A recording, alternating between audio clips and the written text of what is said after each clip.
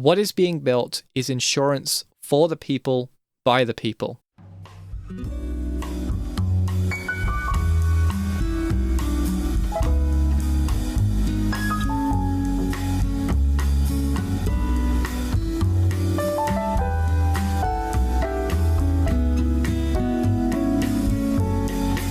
All right, we got the no copyright jazz music on deck. Thank you to the YouTube channel Mogo Mogo. It has a very cute looking cat. That's how you know it's reputable. Insurance has gone through another paradigm shift. Get in the back of the truck. You're tuned in to episode 1 of the Crowdsurance podcast. Inaugural in the series of me being completely out of my depth. Today's topic is about what this project even is. Well, we know it's about insurance, so let me say this up front. I don't want this to be a boring space. I created this as a platform to explore how insurance is evolving, and to try to support those who are pushing it in novel, humanitarian directions, working through the challenges of open source insurance, through the use of new technology, because it really is going through yet another paradigm shift. Though usually not known for moving fast, the insurance industry is much like the tortoise from Aesop's fable of the tortoise and hare, in which a slow-moving tortoise challenges a fast-running hare to a race. Despite being much faster, the hare is said to have become overconfident, deciding to take a nap halfway through the race, thus allowing the tortoise to catch up and win, whilst the hare is still found sleeping under the tree to this day. It is an apt parable to insurance, because it preaches the lesson that slow and steady wins the race, whilst overconfidence and carelessness leads to failure. Maybe the tortoise knew that the hare was lazy and would retire once it thought it had made substantial distance due to its natural speed. Maybe the tortoise had done the research. We don't know if there was money involved. Aesop's not telling.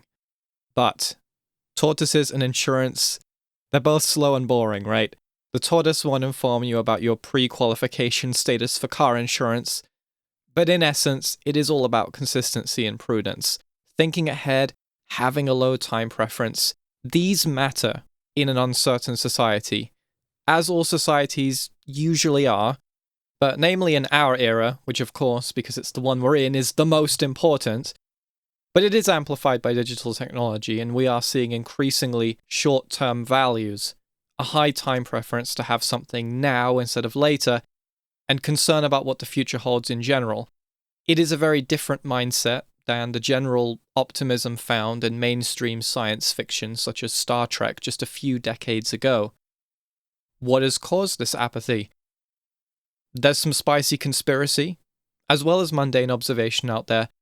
Put bluntly, people, at least in the West, are mentally overwhelmed. It doesn't help that our monetary systems have for a while now been incentivizing growth. Line and number must go up at any cost. The planned obsolescence of everyday items are probably a symptom of this. So my simplified case is this. We're dealing with a mentally overstimulated and exhausted population with too much to deal with in the developed world, and the complete opposite in the undeveloped world. Unbanked, no resources, no support. We're talking about subsistence farmers and workers who lose their business if the weather goes wrong once for just a few weeks in the planting season. We are downstream from an overextended era of clumsy, bloated governments promising more than they can afford to pay and borrowing the difference from the soundness and security of the future to meet those obligations today. It is crucial we take ownership of this problem. It is incumbent on us to build the future we want to see. Maybe I'm pessimistic. That makes me a good fit for insurance analysis, but keep the numbers away from me or my mind will look like New York traffic. The Freemason mantra of order out of chaos, or order from chaos, is apt. Never has there been an industry more necessary in times of uncertainty than insurance. Uncertainty is the business of insurance. But there is a problem. Insurance has, for many years, been a bit of an opaque, old gentleman's club. Not that there's anything wrong with a proper old English gent, of course, but in my journey of trying to find out information, despite having researched far smaller and less economically and politically entrenched topics in the past, ones certainly not attached to billions, if not trillions of worldwide industry GDP, I was able to find information easier about those smaller topics than such an important world-spanning industry as insurance.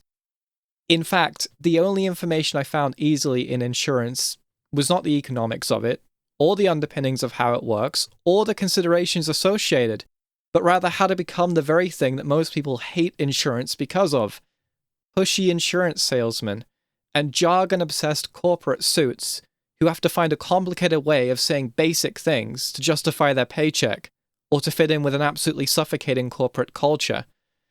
YouTube, just to name one platform, is filled with countless creators promoting and espousing the mantras and behaviors that lead to disgruntled family discussions at the dinner table during stressful moments in their lives, or even in some cases, the breakups of families due to the stress and financial infighting. The world needs salesmen. I'm not calling them all evil, far from it. But there is a sometimes justly earned reputation of being misleading, overpromising, under-delivering, whilst deftly evading obligations to meet any and all customer needs when it matters most, and wreaking havoc in lives as a result. This applies both to the sales side and the customer care after the fact. Whilst all I said prior is true, it's also very one-sided. Human cognition has a bias to the negative. It's what kept us alive all these years. 10 good policies might nary be mentioned, but the one time a distant friend's uncle got absolutely reamed by the man is more likely to colour your perception of the industry as a whole. The industry wouldn't be around if it didn't, on average, keep its commitments and put people right. But what about those all over the world that don't have a high enough dollar sign attached to them, enough for a large company to serve them? Maybe they are theoretically profitable enough to serve, but in reality they exist in jurisdictions where local governments and municipal offices would stymie honest efforts due to corruption or incompetent overregulation. Some countries offer the joys of having your offices liable to be raided on a mild Tuesday by the local military junta, or unjustly discriminated against in favor of a broken state-run alternative within the country that doesn't provide working solutions but lines the pockets of local self-appointed dignitaries, usually backed by these military juntas. I truly believe that decentralized insurance, or as I'll be calling it, Crowdsurance, and I will be talking about that label in the future, is perfectly suited for a mission to help millions and millions of these kinds of people all over the world eventually. People that are crucially not served by anyone else or are grossly underserved. It is here that Crowdsurance through the blockchain can leverage new technology and fresh approaches whilst applying the wisdom from centuries of hard-earned lessons by those who held the insurance torch for centuries before us. Let me close with some optimism. We have before us an amazing opportunity to create new careers for hard-working, intelligent, driven people all over the world, to open source risk analysis and financial protections, and maybe provide the only solution for people who are unbanked or of humble means. What is being built is insurance for the people, by the people.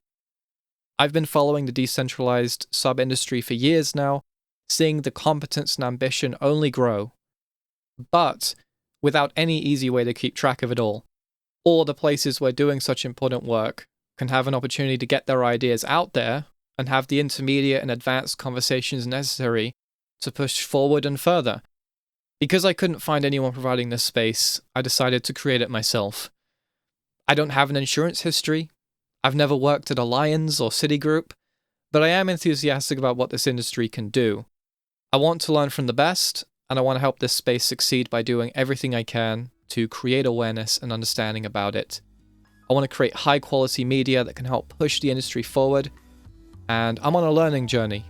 This has been episode 1 of the Crowdsurance podcast. Your ears have provided me full coverage.